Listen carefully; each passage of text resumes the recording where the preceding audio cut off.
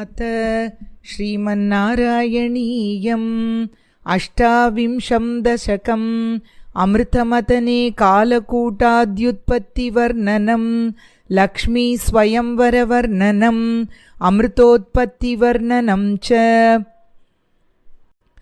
गरलं तरलानलं पुरस्तात् जलदे उद्विजगालकालकूटम् अमरस्तुतिवादमोदनिघ्नो गिरिशस्तन्निपपौ भवत्प्रियार्थम् विमतत्सु सुरासुरेषु जाता सुरभित्तां ऋषिषु न्यदास्त्रिधामन् हयरत्नमभूदते भरत्नं द्युतरुच्चाप्सरससुरेषु तानि जगदीश भवत्परा तदानीं कमनीया कमला बभूव देवी अमलामवलोक्य यां विलोलः सकलोऽपि स्पृहयां बभूव लोकः त्वयि दत्तहृदे तदैव देव्यै त्रिदशेन्द्रो मणिपीठिकां व्यतारीत्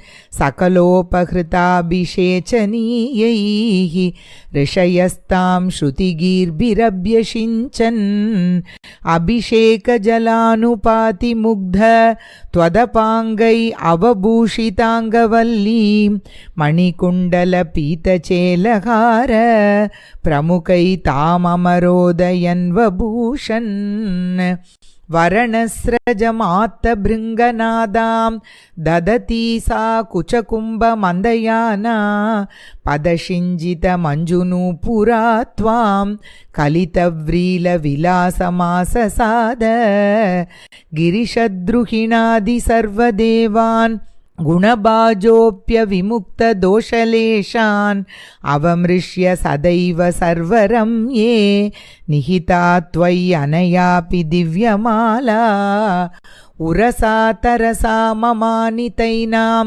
भुवनानां जननीमनन्यभावां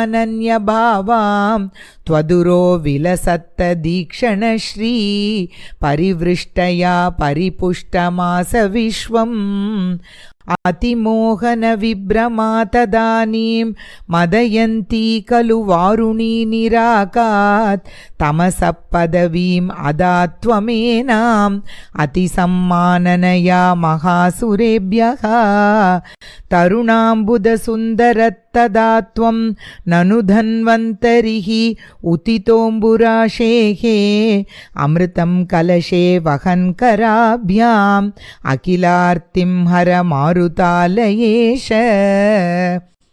ॐ तत्सत् इति श्रीमन्नारायणीये अष्टाविंशं दशकं समाप्तं।